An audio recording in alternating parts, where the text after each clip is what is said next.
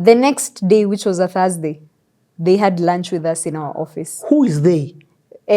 Dr. CK, the late Dr. Yes. Kirubi, and Pius. So I called my boss. I'm like, clear your calendar. He's like, you mean this man who owns Capital FM and all these things? Mercy, you have done well.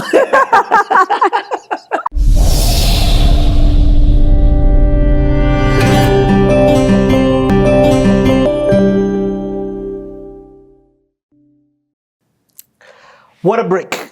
For context, the time is 5:18. We started shooting at, 9:30? About 9:15 there. Yeah. So that's a couple of hours. Part of the reasons why you say I interject and stop is because I'm cognizant. She's at 2014, we're at 2024.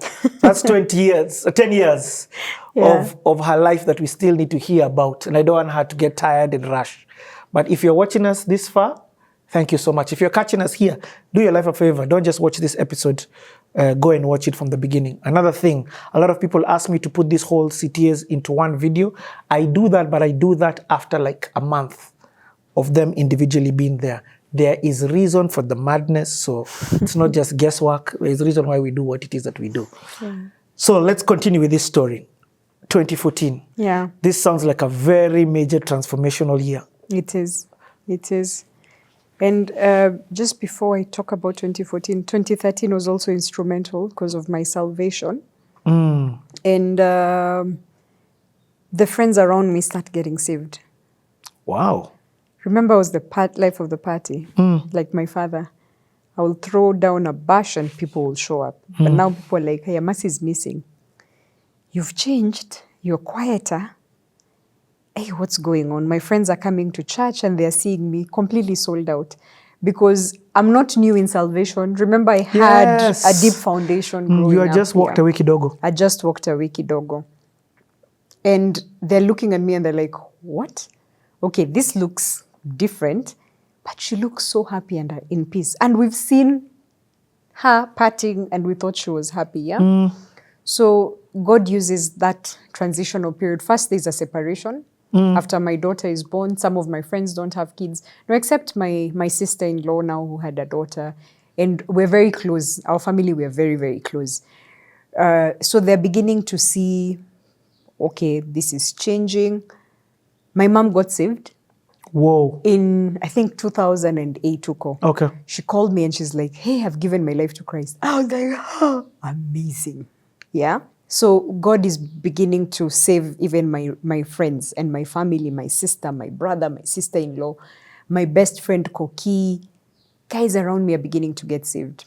So 2014, I'm at a career infraction period because I want to grow. Remember, I was growing very fast. Then there was motherhood, which kind of slowed down. You plateaued in a sense. It plateaued, and then I moved from being a favorite. Oh. Not in a bad way, but then there were other people. There's a new team. These guys are smarter. Nini. Some of them are working under me. And I have had the privilege of working with people who are much smarter than me. And I love it. Because at times they don't know the potential that they have. But with the right leadership and guidance. And I'm never threatened by people. In fact, if I find someone who's smarter than me, I'm like, I want you in my team. Yes. Come. Because we move faster, isn't it?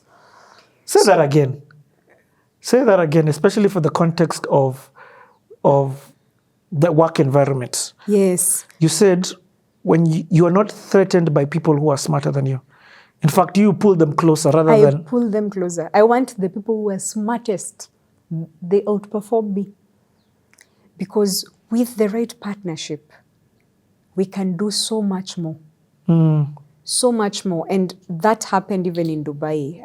The people who will be thrown in my team will be either people who other teams haven't wanted to work with, but then they come and they become stars. And then all the other leaders are like, oh, I want that one.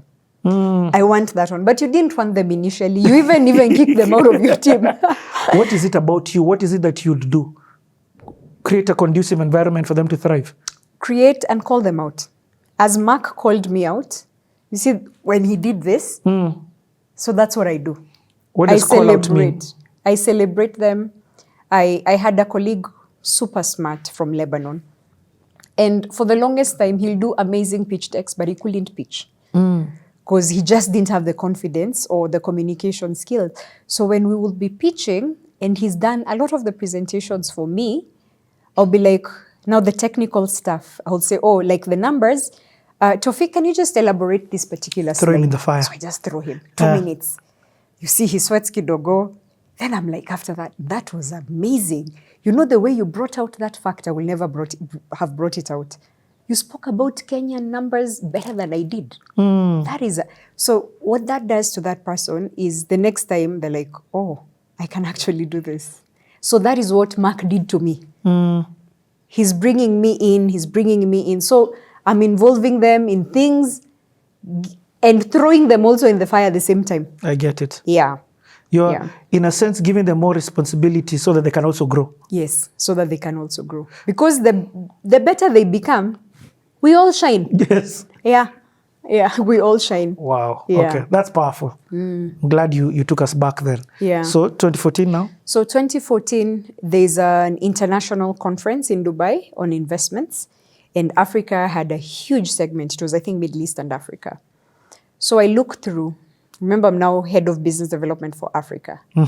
I look through some of the speakers who are coming, and I will earmark the Kenyans, and either call the ambassador and say, oh, by the way, I see this person coming. So I look through, and I see the late Dr. Chris Kirubi is in the panel of speakers. I see Pius Muchiri, and they're working under Centum. Remember my brother's friend, Chris? Yes. Who had now moved from Dubai and was with Centum doing the real estate at Two Rivers. So I call him very quickly.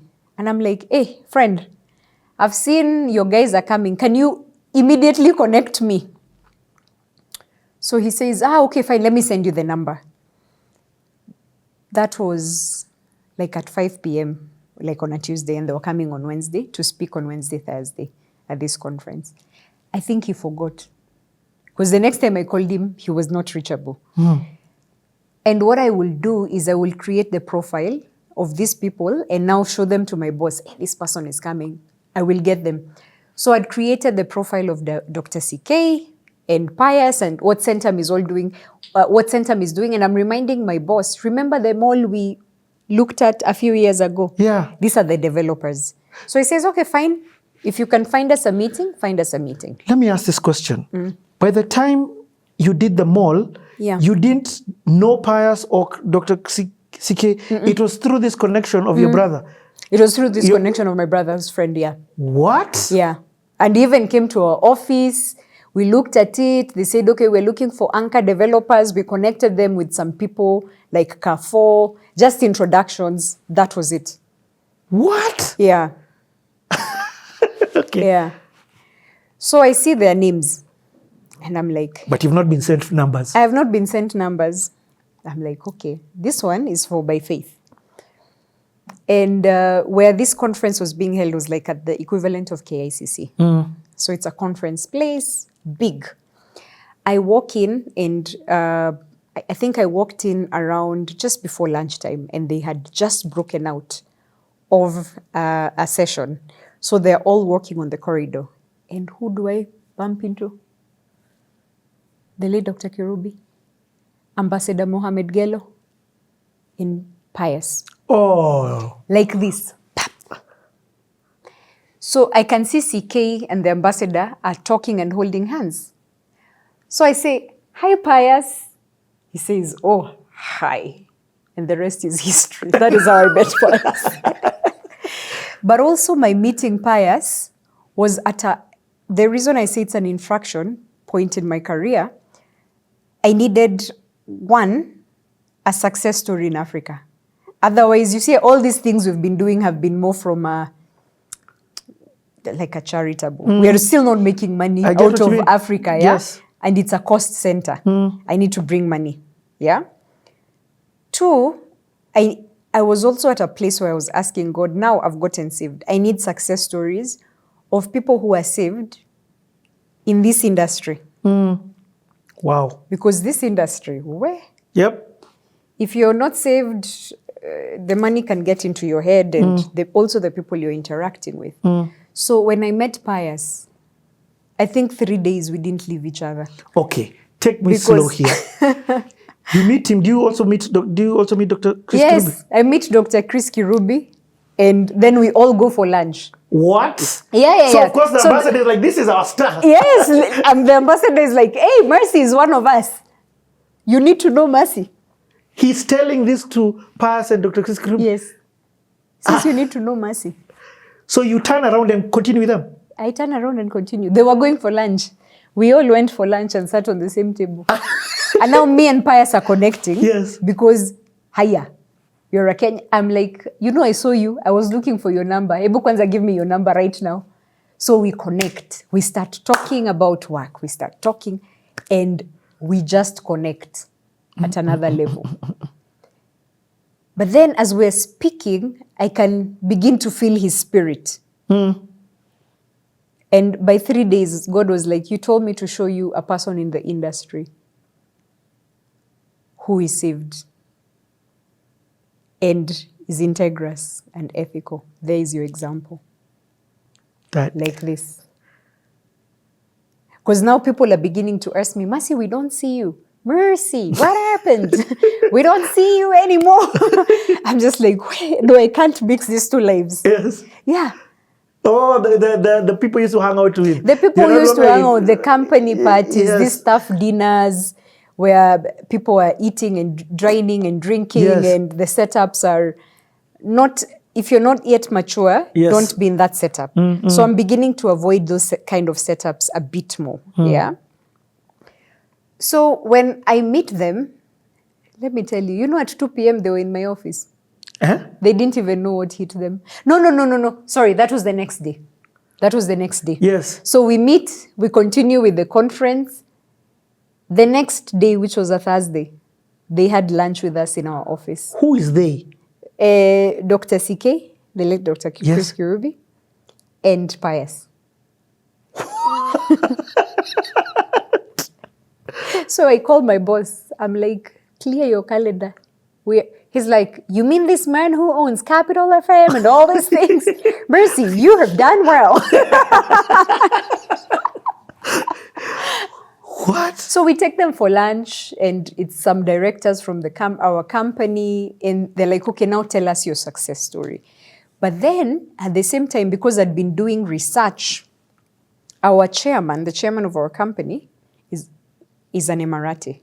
The chairman of the company that I used to work for in Dubai was an Emirati. Explain what an Emirati is. Is a local from United. So the country is United Arab Emirates. Dubai is just an emirate. It's like a county. Yeah, Dubai is just one of them. Yeah. So he is an Emirati, and back then, regulation has really changed. For you to set up a company in UAE, you needed a local partner. So his family ended up being the local partner of very many businesses.